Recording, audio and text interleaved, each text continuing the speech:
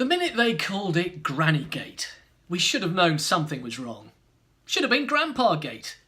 In each case of Dave Hilton, Shane Howarth and Brett Sinkinson, it was a wrongly attributed grandfather that caused all the bother.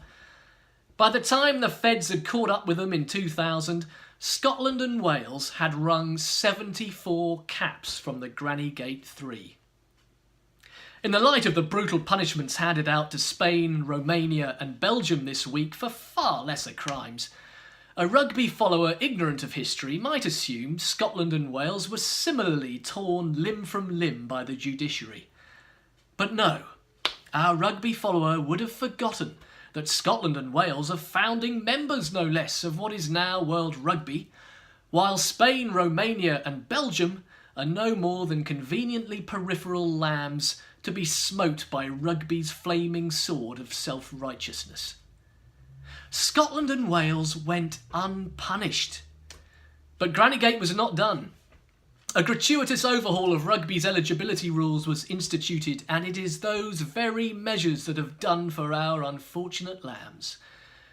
For there was once a blissful time when players were allowed to play for more than one country if they qualified.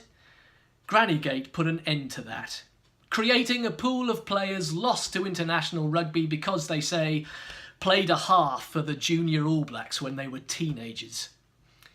And it had created the abomination that is Guideline 6 of World Rugby's Regulation 8, pertaining to a nation's next senior team by which they might capture a player.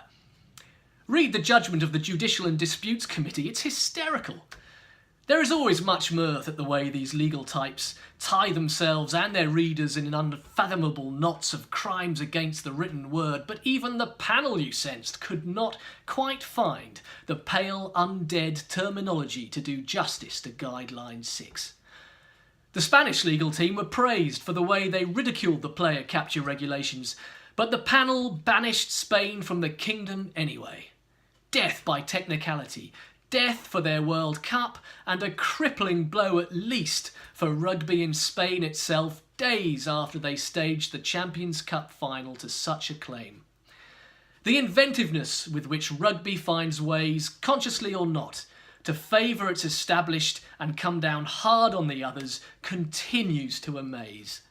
No punishment for Scotland and Wales in 2000, only the creation of more unnecessary regulations so that lesser unions further down the line might be compromised by the unavailability of otherwise eligible players, and further clobbered when caught out by the bewildering levels of red tape they can't afford to employ a bureaucrat to wade through.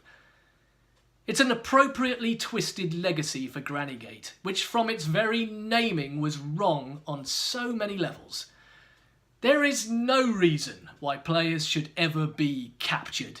Free them all.